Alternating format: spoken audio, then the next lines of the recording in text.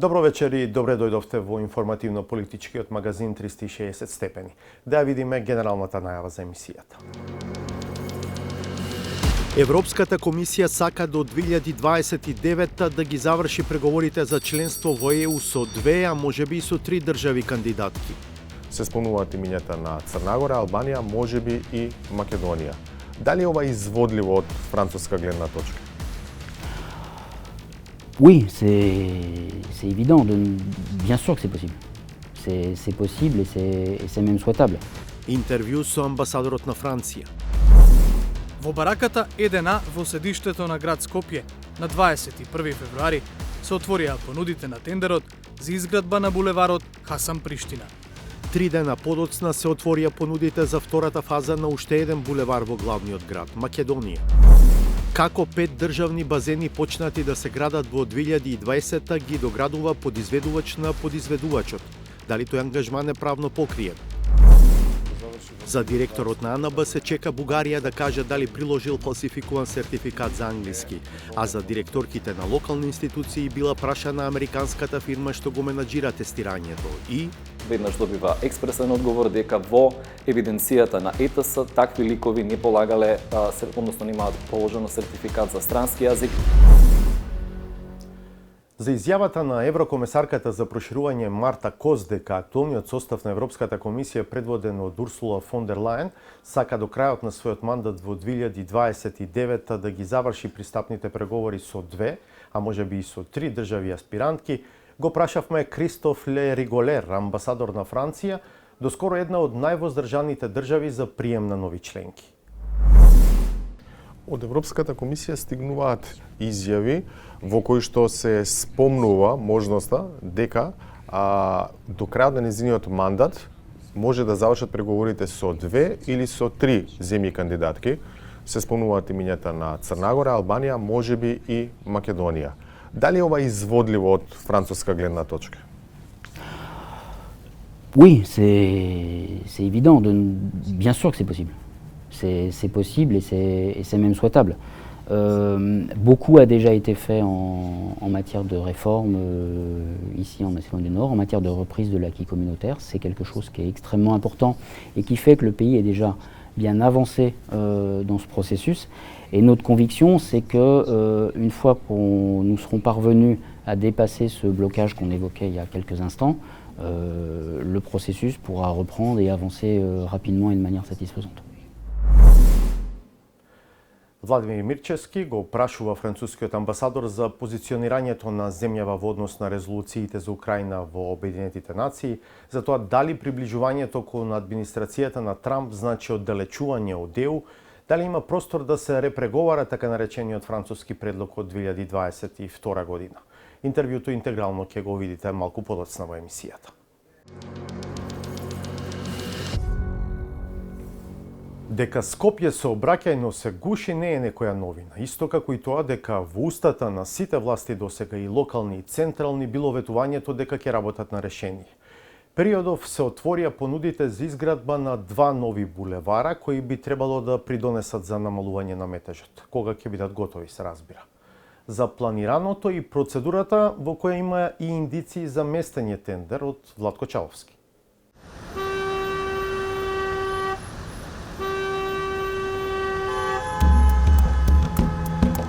Вака изгледа и звучи речиси секој работен ден во срцето на главниот град. И не само во центарот, еднакво нервозно и на периферијата, како на пример кај Момин поток.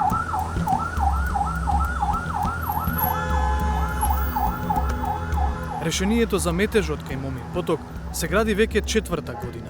Го почна тогашниот скопски градоначалник Петре Шилегов, токму пред локалните избори во 2021 година. И случајно или не, повторно пред избори се најавува нова фаза.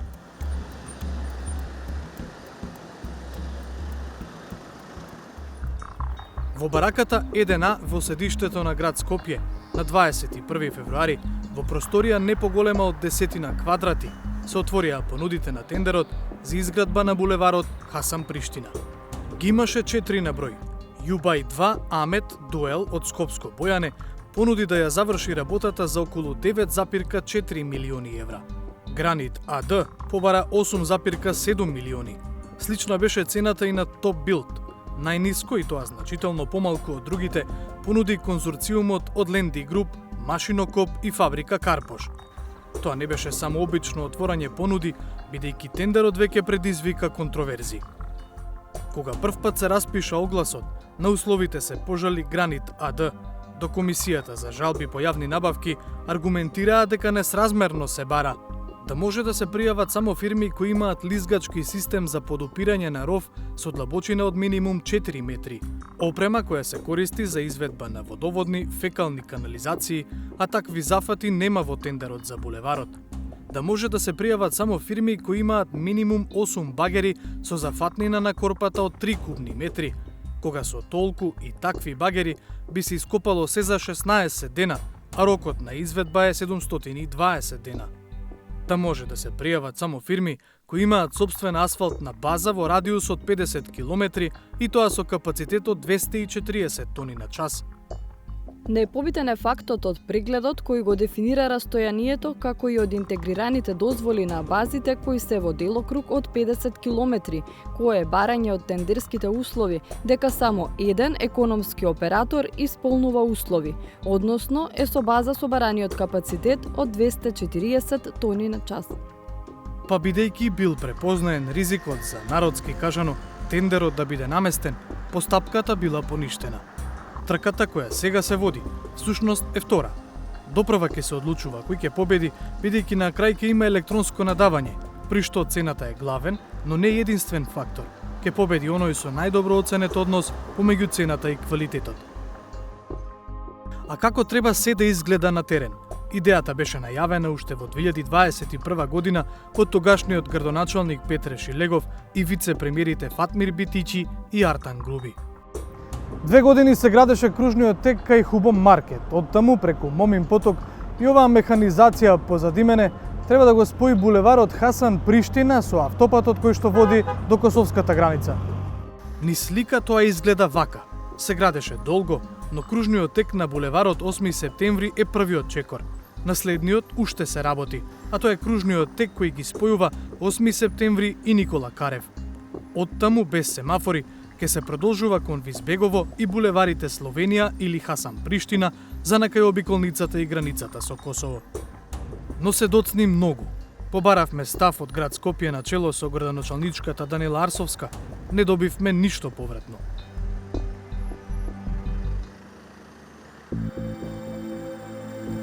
Денот е 24 февруари. Бараката е истата, едена, како и просторијата, не поголема од 10 квадрати. 3 дена по Хасан Приштина се отвораат понудите за уште еден капитален проект, втората фаза од изградбата на булеварот Македонија. Пред комисијата има 3 понуди, сите 3 од компании што конкурираа и за булеварот Хасан Приштина. Гранит понуди да ги заврши работите предвидени со тендерската документација за 14,6 милиони евра. Конзорциумот составен од Ленди Груп, Машинокоп и Фабрика Карпош побара 13,3 милиони. Значително најефтина беше понудата на Топ Билд, 9,8 милиони евра. И тука ќе има електронска аукција, а за победник ќе се избере економскиот оператор, чија понуда ќе се процени како најповолна врз основа на односот меѓу цената и квалитетот. А што треба да се гради? Станува збор за зафат кој значително ќе го промени ликот на центарот на градот, а со тоа и протокот на сообраќајот. Од јавно достапните документи и описот во достапната документација. Фаза 2 предвидува изградба на делот од булеварот Македонија, кој се пресекува со булеварите 11 октомври и Борис Трајковски, до пресекувањето со булеварот Кочо Рацин и улицата Павел Шатев, каде треба да се направат 2 нови кружни тека. Градежните зафати во оваа фаза завршуваат со изградба на рампи кои ќе го поврзат булеварот Македонија со подземната сообраќајница изградена во темелите на комплексот Даймонд. Штом се заврши целото поврзување на булевар Македонија, место лимот и механизацијата кои што се гледаат позади мене, ќе има влез и излез од тунел во должина од 750 метри, кој што завршува некаде околу Цветниот пазар. И на другиот крај на тунелот ќе бидат потребни значителни зафати, кога ќе дојде време за тоа. Наместо раскрсницата кај Министерството за образование, која што води до Водњанска, Предвиден е кружен тек. Од двете страни ќе има влез и излез од тунелот кој што го спојува овој дел на градот со булеварот Македонија. Побаравме, но не добивме одобрение да го посетиме подземниот дел од сообраќајницата под комплексот Даймонд. Понудите се на маса. Прашањето сега е дали изборот ќе биде успешен. Ако се избере најдобар понудувач и се потпише договор, на терен веројатно нема да има нешто повеќе од камен темелници и камери, барем не до изборите. Ако има волја кај следниот градоначалник или градоначалничка на Скопје, новите булевари можеби и ќе ја подсмират сообраќајната нервоза за некоја година.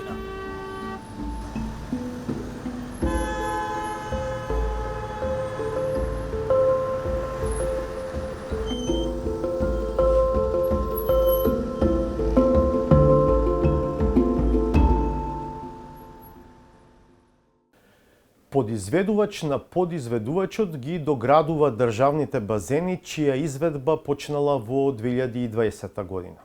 Ова сознание го споделивме со вас во претходното магазинско издание на 360 степени. Вечер водиме чекор понатаму и трагаме по одговорот дали и колку е тоа правно покриено. Михаил Милошевски. Минатата недела подсетивме дека во февруари 2020 година во Битола, Кичево, Штип, Ѓорче Петров и Киселавода започна изградба на затворени базени кои требаше да бидат готови за 18 месеци. 5 години подоцна не е готов ниту еден од објектите, кои за 3 милиони и 300 илјади евра требаше да ги изгради компанијата Енергоинвест Трейд. Значи на терен практично гради подизведувачот, а не оригиналниот подизведувач на подизведувачот гради вака на терен. Малце чудно, меѓутоа ситуацијата е таква каква е. По ова изјава на министерот за спорт Борко Ристовски, ги побаравме сите документи за изградбата на тие 5 базени. Бидејќи додека министерот говореше за подизведувачи, јавно во системот за јавни набавки е објавен само основниот договор меѓу тогашната Агенција за млади и спорт и изведувачот на работите Енергоинвест Трейд. Министерството реагираше брзо и ни достави вкупно 5 документи. Тие пак ни дадоа појасна слика што се случувало, но отворија и нови прашања. На 7 февруари 2020 година е склучен договор меѓу Агенцијата за млади и спорт и Енергоинвест Трейд. За сума од околу 3,3 милиони евра, компанијата треба да изгради 5 базени за 18 месеци. Важноста на договорот е 4 години, до 6 февруари 2024 година. На 15 август 2022 година, кога рокот за изведба е пробиен за 12 месеци, Енергоинвест Трейд најмува подизведувач Евровија од Желино. До затворањето на оваа сторија не ни беа познати условите на договорот. На 29 јуни 2023 Енергоинвест и Агенцијата за млади и спорт подпишуваат анекс со кој базените поскапуваат за 19% на 3,9 милиони евра. На 6 февруари 2024 година, последниот ден од важноста на договорот за изградба на базените, Агенцијата за млади и спорт и Енергоинвест склучуваат нов анекс број 2. Крајниот рок за изградба на базените е продолжен до 30 декември 2024 година. Истиот ден, Енергоинвест подпишал анекси со подизведувачот Евровија. На 27 декември 2024 година подпишан е анекс број 3 меѓу Енергоинвест и наследникот на агенцијата, Министерството за спорт. За прв пат подпис става министерот Борко Ристовски во случајот за продолжување на рокот на изведба од 30 декември 2024 година на 30 јуни 2025 година. Рокот потоа бил продолжен и во договорот меѓу Енергоинвест и нивниот подизведувач Евровија. Само формално би прашал, во ваше време подпишувавте некакви анекси со нив или тоа се направило? Не, во наше време нема подпишувано, јас колку сум информиран, можеби да грешам, и тоа не е подпишано во наше време продолжување. Документите што ни ги даде Министерството ја негираат оваа изјава на министерот, но тоа е помалку важно во целиот случај. Снимајќи на терен кај базенот во Киселавода, посведочивме дека гради фирмата Вивинт од Тетово, чие име стои на таблата пред објектот. Дека тоа се прави со знаење на државните органи, потврди и министерот Ристовски. Мислам дека првиот изведувач е Енергоинвест, Така е, точно. Вториот подизведувач е Eurovia, а Eurovia го има дадено на Vivient или Vivex, не знам точно како се вика компанијата. И ние затекнавме таа ситуација. Но во документите што првично ги добивме од Министерството за спорт немаше ниту еден договор во кој се спомнува компанијата Vivint. Па ги побаравме и нив. Иако во нашето претходно барање ги побаравме сите документи поврзани со предметната набавка. Ни ветија дека ќе ни ги обезбедат. А освен до Министерството за спорт, се обративме и до Vivint и до Eurovia, од каде исто така побаравме и одговори и документи, бидејќи се трошат буџетски средства. Се одзваа единствено од Eurovia. На прашањето колку изнесувале нивните договори со добитникот на тендерот Енергоинвест и подизведувачот Vivint, ни одговорија: Вредноста на договорот помеѓу Eurovia и Енергоинвест Трейд е доверлива информација и подлежи на клаузули за доверливост. Вредноста на договорите со подизведувачите е доверлива информација и не може да се објави. Во однос пак на доцнењата на изведбата, од Eurovia отфрлија одговорност. Енергоинвест Трейд е одговорен за менаџирање и реализација на проектот, а Eurovia беше ангажирана како подизведувач само за одредени фази во периодот, почнувајќи од крај на 2022 година.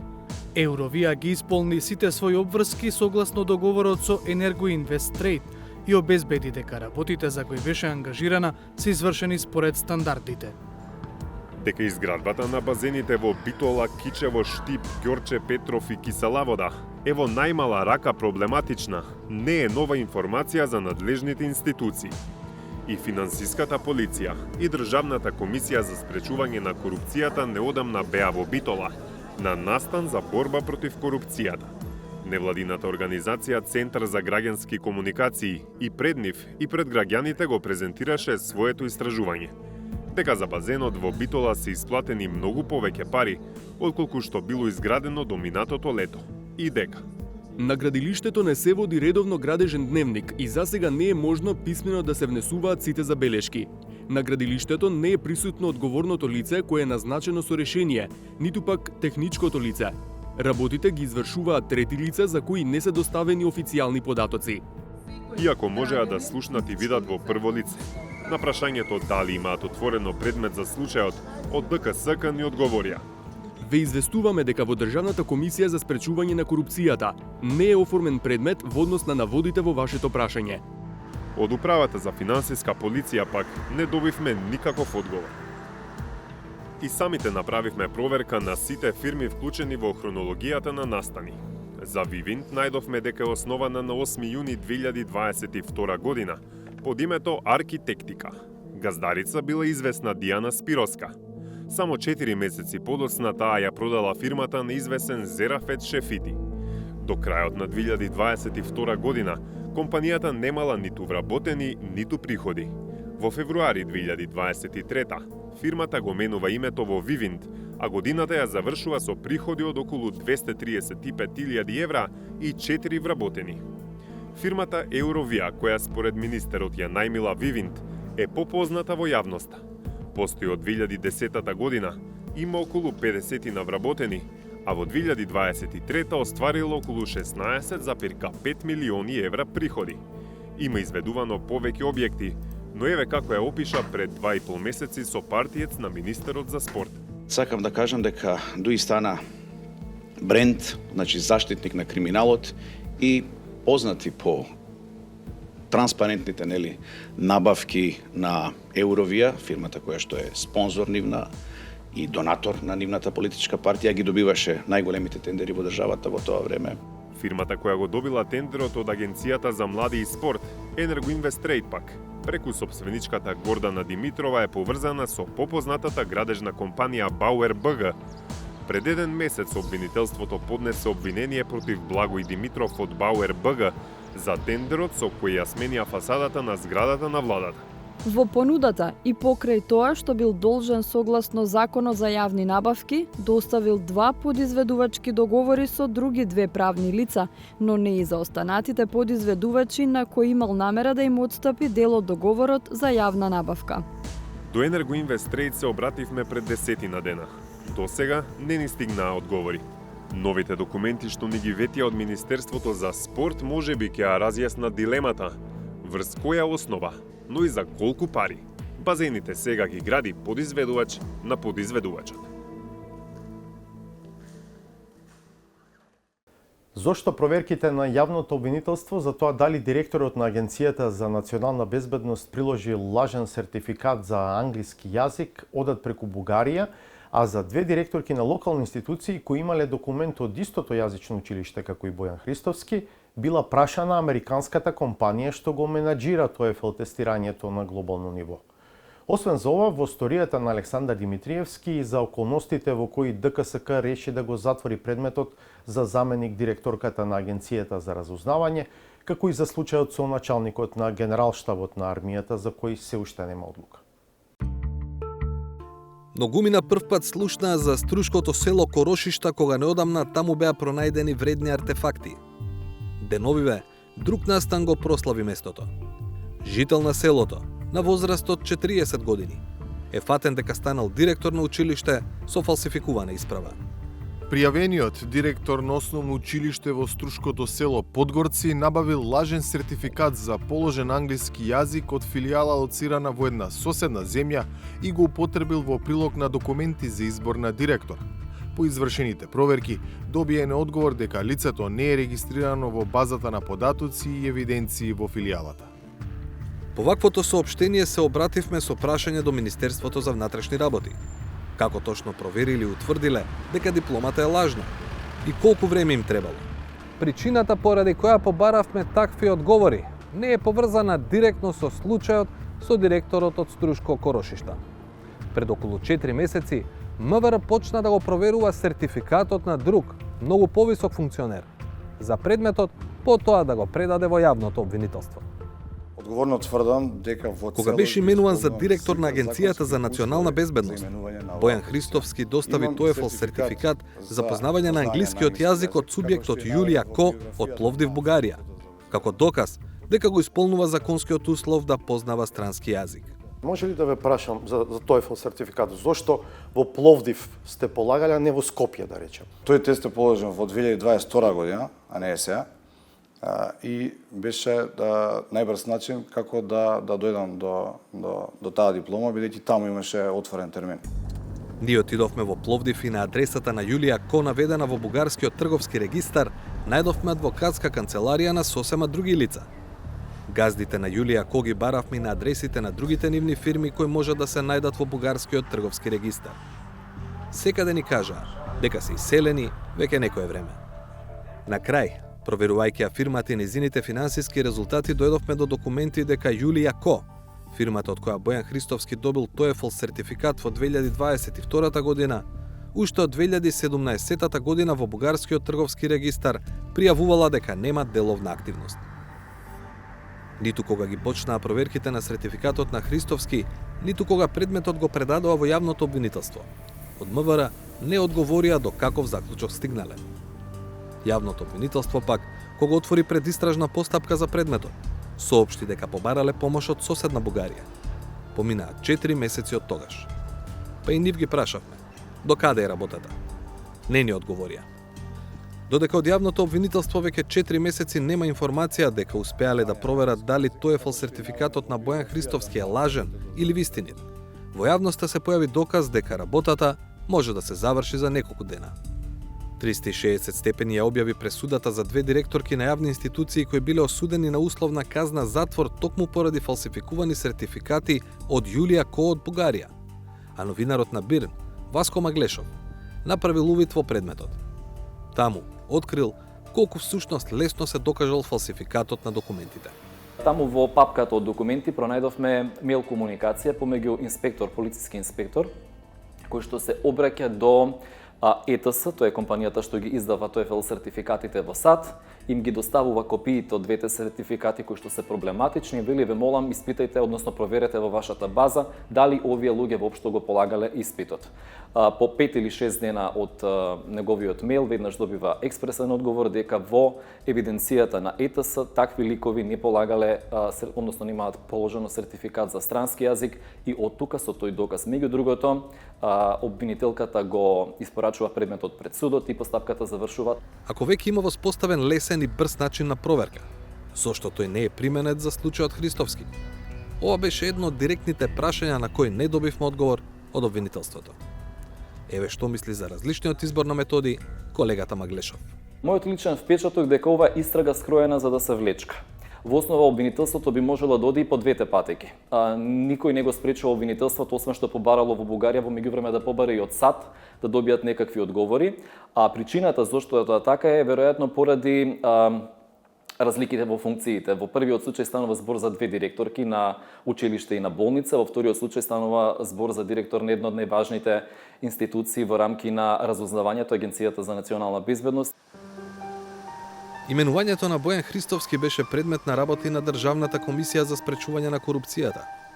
ДКСК на крај одлучи дека таа нема алатки и механизми да проверува дали документот е валиден или не, што не носи до другите два големи предмети за именување на функционери по смената на законодавната и извршната власт во земјава. Минатата недела ДКСК го затвори предметот за именувањето на Ивана Стојановска за заменик директорка на Агенцијата за разузнавање. Причината веќе се водел предмет во јавното обвинителство по исти наводи. Па ги прашавме во ДКСК врз основа на кој закон, подзаконски акт, договор или друг документ тие ги затвораат своите предмети ако на тоа работи јавното обвинителство. Станува збор за постапување во согласност со склучениот меморандум помеѓу двете институции, каде е предвидено секоја од институциите да постапува во рамки на своите надлежности. Имено, секогаш кога јавното обвинителство започнува да постапува по одреден предмет кој се води и во нашата институција, ние како институција која не е дел од судската власт го запираме постапувањето по нашиот предмет, имајќи предвид дека јавното обвинителство има надлежност да преземе истражни дејствија со кои ќе се утврди вистинитоста на наведените индиции и следствено на тоа може да поведе постапка која би резултирала со конечен судски епилог. А од каде се редовно информирани кои предмети и предистраги ги води обвинителството? Од антикорупцијска одговорија, преку меѓусебна размена на информации кога има потреба. Именувањето на Ивана Стојановска се спореше пред ДКСК поради незиното работно искуство. Според член 9 од Законот за Агенција за разузнавање, таа треба да има најмалку 10 години работно искуство од областа на безбедноста, одбраната или надворешната политика, од кои 5 години на раководно место во агенцијата. Според информации за избраната Ивана Стојановска, кој ни ги испрати граѓанин по електронска пошта, тогаш свежо именуваната заменик директорка имала работно искуство во агенцијата од 7 години и 8 месеци. Пред тоа работела на ФОН универзитетот и на Американ коледж во Скопје. Спорното според изворот е дали незиниот ангажман како асистентка по информатички науки на Факултетот за безбедност може да се брои како искуство во областа на безбедноста, одбраната или надворешната политика, кога била избрана.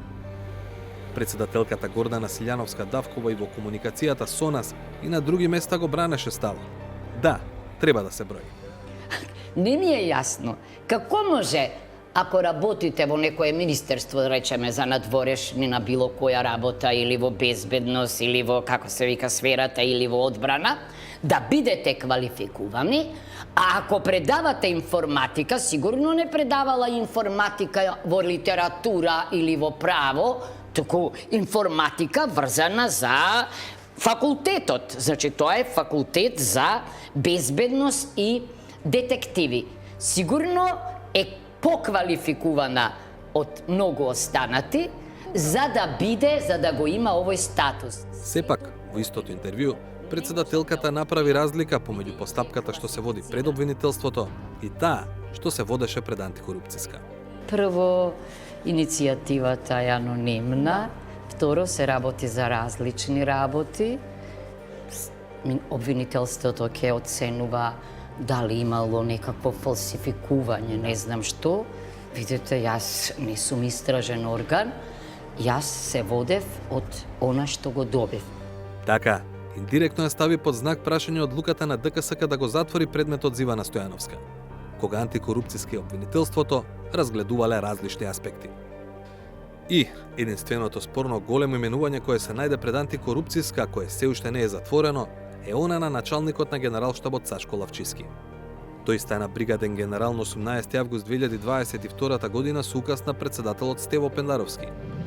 Точно 2 години подоцна, но со указ на председателката Гордана Силјановска-Давкова, тој е унапреден во чин генерал-мајор, а потоа е поставен и за началник на генералштабот на армијата.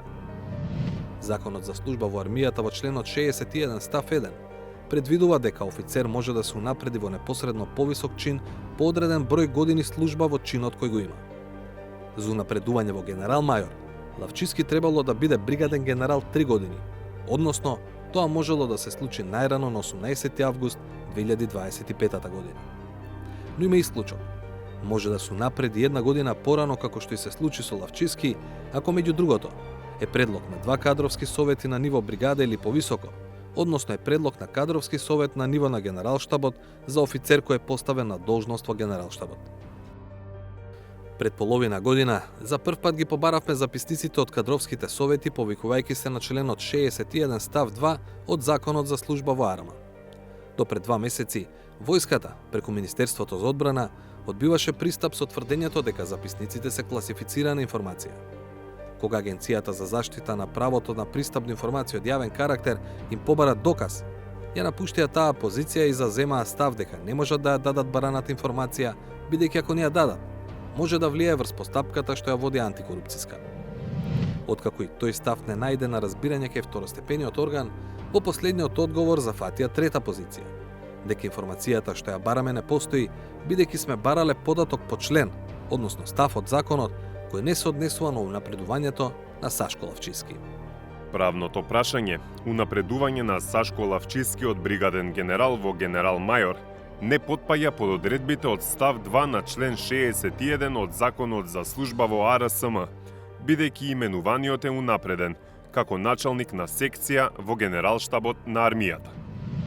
Ако се погледне законот, јасно е дека од одбрана алудираат дека предвременото унапредување на Лавчиски потпаѓа под ставот 3 од истиот член 61, во кој исто така се бара препорака, но од кадровски совет на ниво на генералштабот. Ти ги побараме податоците по тој став и покрај енигмата како до вчера бараните информации беа класифицирани, а сега не постојат. Но, по настапот на председателката на ТВ Сител, известно е дека никогаш нема да добиеме записници. Иако се бараат во законот, се чини тие не постојат.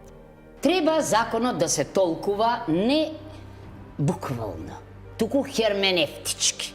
Значи во целина. Тамо има хиерархија. Се знае. Прв е началникот на генералштаб.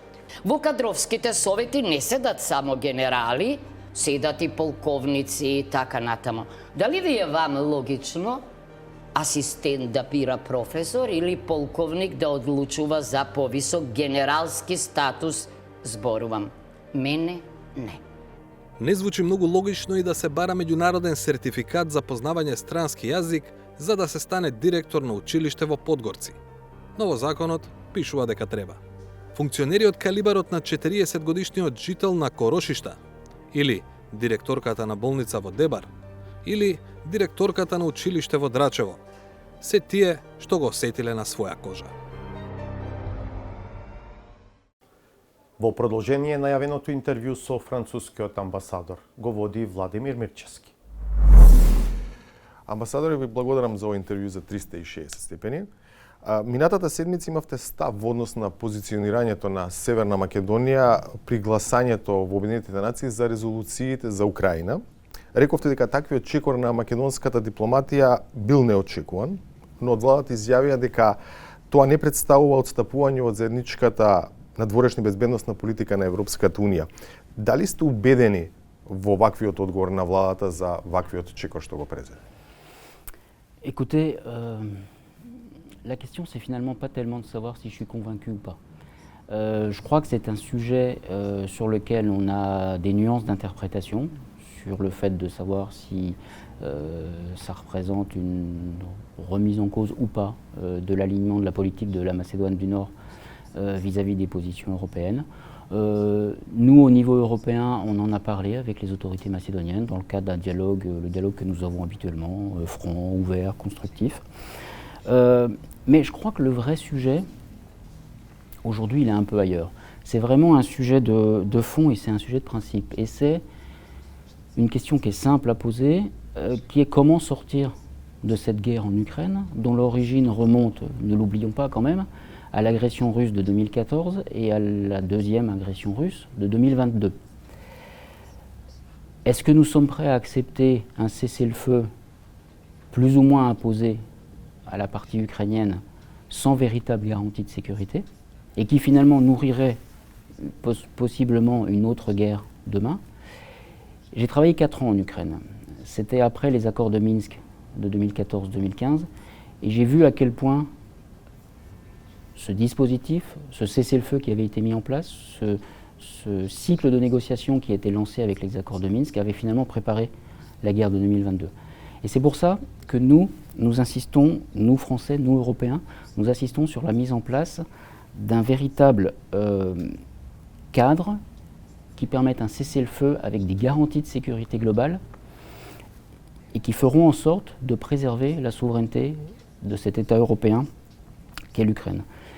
Et dernier point que je voulais souligner pour répondre à votre question, c'est je crois que dans cette période qui est extrêmement critique, qui est extrêmement difficile pour nous Européens, où on sent bien que beaucoup de choses se jouent pour notre avenir, pour l'avenir du continent, pour l'avenir de la sécurité européenne, je crois qu'il est important de rappeler la notion de solidarité européenne, et cette solidarité européenne, elle doit aussi et avant tout commencer à s'exprimer au sein même de l'Union européenne.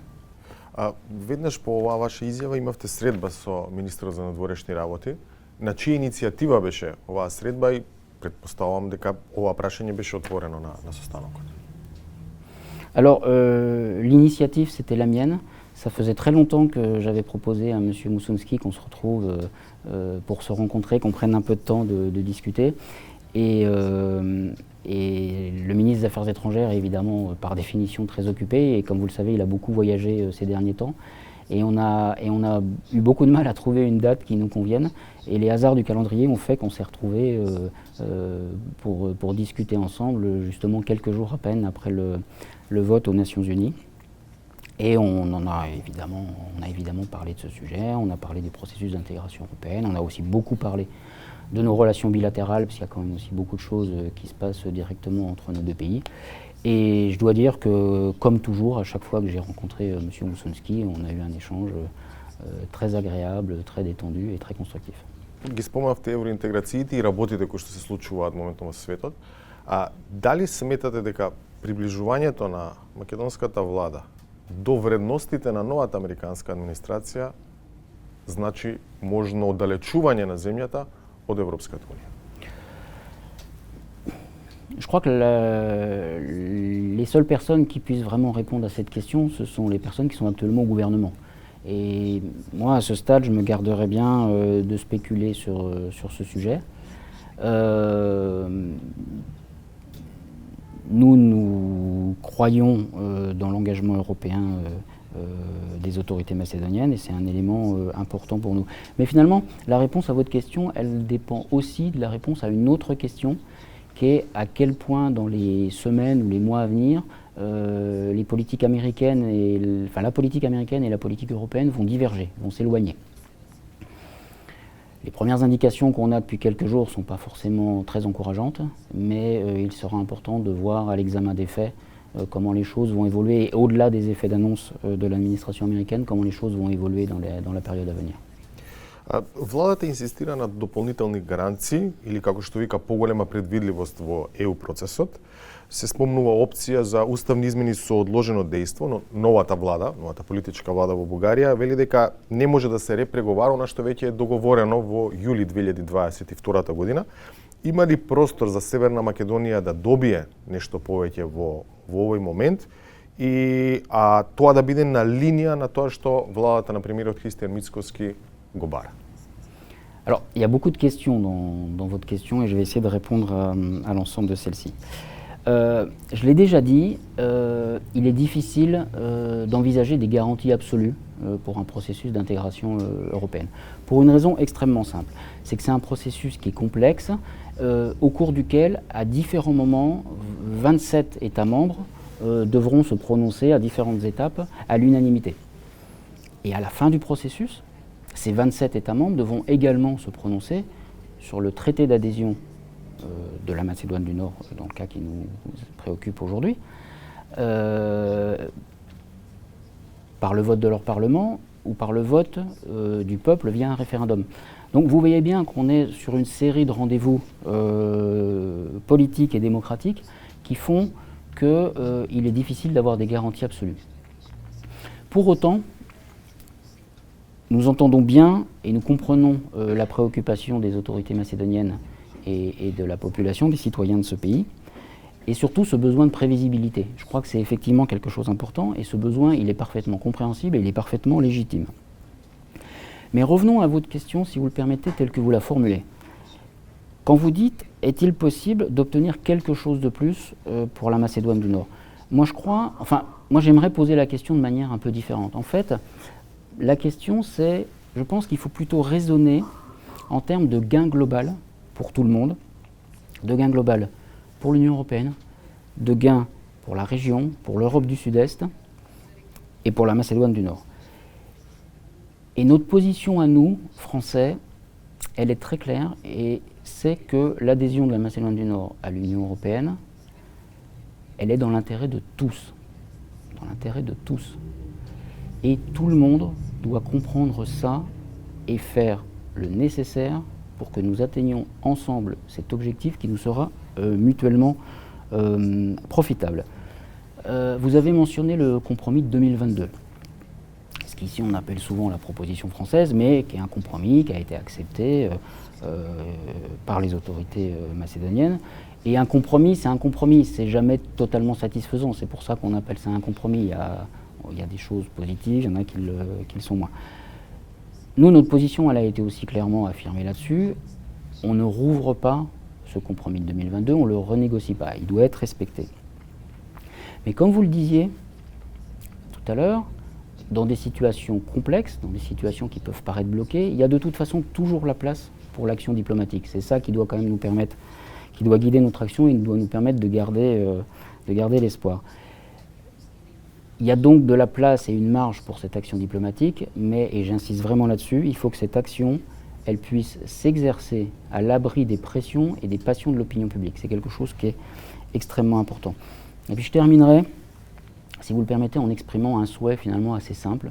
Je pense que dans le contexte actuel, compte tenu à la fois de l'enjeu européen, mais aussi des défis auxquels fait face aujourd'hui le continent européen, y compris pour sa sécurité, pour son avenir, je pense qu'il est important que les deux pays, la Macédoine du Nord, la Bulgarie, entrent dans un processus pour recréer une relation de confiance qui permettra de bâtir une nouvelle relation. Et pour recréer cette relation de confiance, je pense qu'il faut se focaliser sur des coopérations concrètes, des coopérations qui sont dans l'intérêt des deux pays, dans l'intérêt des deux économies, dans l'intérêt des deux peuples.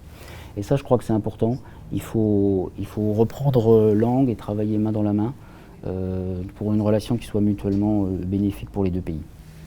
Од Европската комисија стигнуваат изјави во кои што се спомнува можноста дека до крајот на нејзиниот мандат може да завршат преговорите со две или со три земји кандидатки.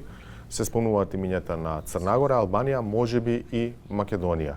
Дали ова е изводливо од француска гледна точка?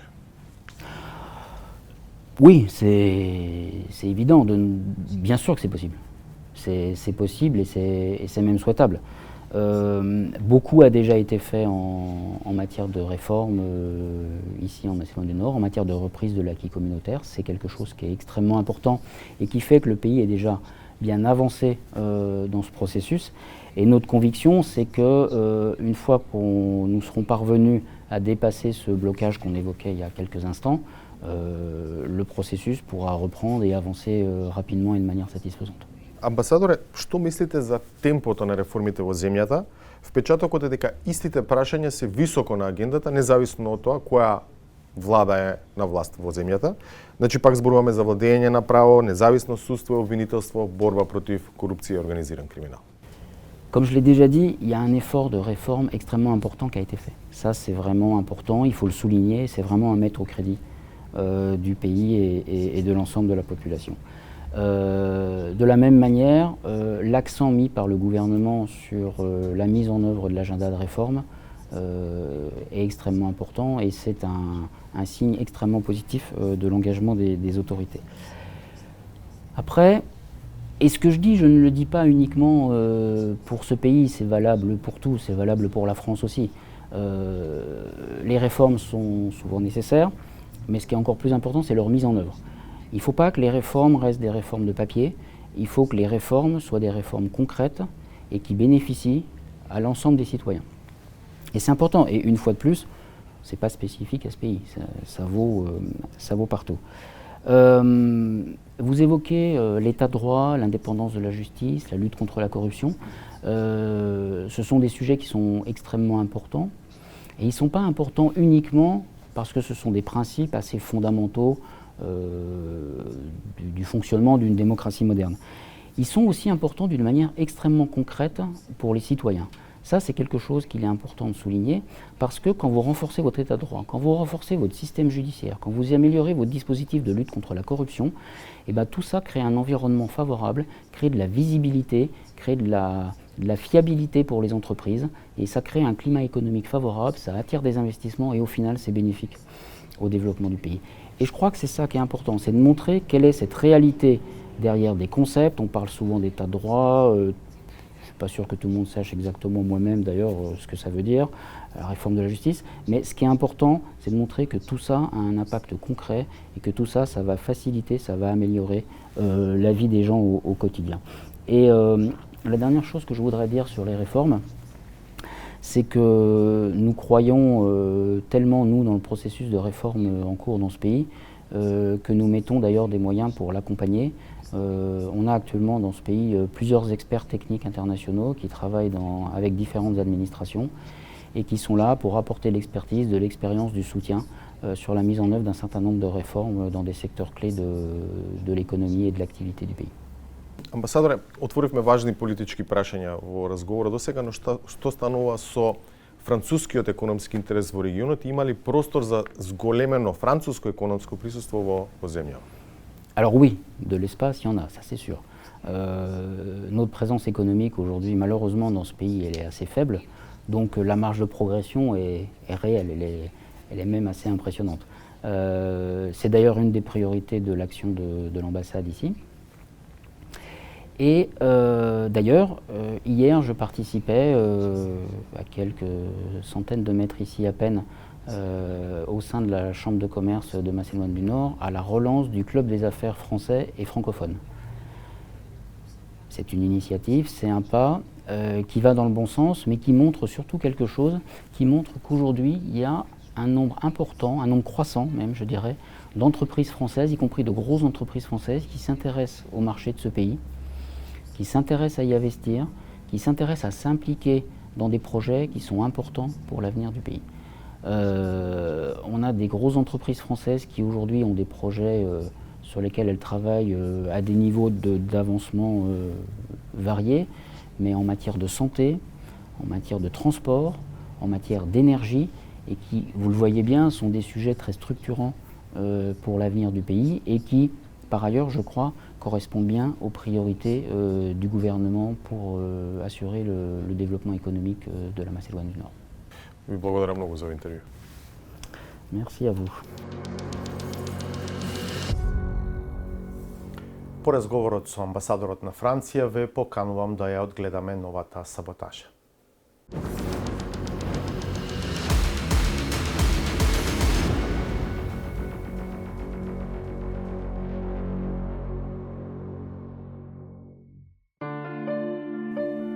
Сите проблеми се решливи доколку навреме се посети офталмолог. Со негова помош се што паѓа во очи наеднаш станува невидливо, бидејќи тие, доколку се доволно стручни, може комплетно да го сменат светогледот и да ја подобрат сликата за средината во која се живее. И низ призмата на моите розови очила, согласно препораките на мојот оптичар, ќе успевам да се надоврзам за кварталниот извештај за изминатата 2024 година. Смарт градоначалник, смарт езеро, младост и смарт мерез. Езеро кој само се прочистува, град кој само одржлив и градоначалник кој сам на тронот на најуспешни градоначалници. Општинските советници не само што веќе добро ги имаат прочитано своите градоначалници, туку се чекор пред нив, па не бара јасновици однапред ги предвидуваат следните потези кои што ќе ги пресемат. И јас уште сега знам што ќе ми одговоре, но јас после имам реплика на тоа што ќе ми одговоре. Понекогаш и некаде не е дозволено да се каже став, камоли да се даде реплика, не дај Боже дупликот и се знае кој го има последниот збор. Особено кога шефот, кој ги знае сите тендерски постапки за организација и екскурзии, сака да го понижи подчинетиот. Да, во ред. Ама пошто прв пат правиме вакво, сакаме да го знаеме искуството. Веќе го кажав. Абе не ми кажува искуство за 5 листа хартија и за да зберам за 5 минути 3 понуди. Искуство. Не, директорке, не се пуштај разговор што не воден. Мака си немаат само директорките, туку и советниците. Толку стравуваат од администрацијата, па јавно се извинуваат ако евентуално ги преоптоварат или не дај Боже им чепнат во слободното време. 30 точки денеска ние да ги дебатираме, замислете по 5 минути од секоја точка да имаме, колку ќе ни оди, на крајниот момент ќе ни викаат службите работиме до 3 и треба да си заминат, или ако ги задржиме, кој знае, една година ќе ни се налутат, здраво нема да ни речат. Но и на администрацијата и на градоначалниците не е лесно. Особено кога мнозинството во Советот ќе се намерачи некого да смени, а за тоа не доставува никаков официјален документ. Туку работата ја турка на слепо. Јас те потпуно разбирам, Славица, али не е прв пат да имаме таков случај. Прво е преседан. Ова вако не имало. Како може точка без материјал? И второ, зошто менуваме, кажете зашто го менуваме човек кој мандатот се уште му пажи? Или тоа е само некаква политика? Кој е причината? На што се повикувате? Самот. И на крајот, кога тишината одзвонува. Барам тие да ми се донесат, да може да работам на оваа седмица.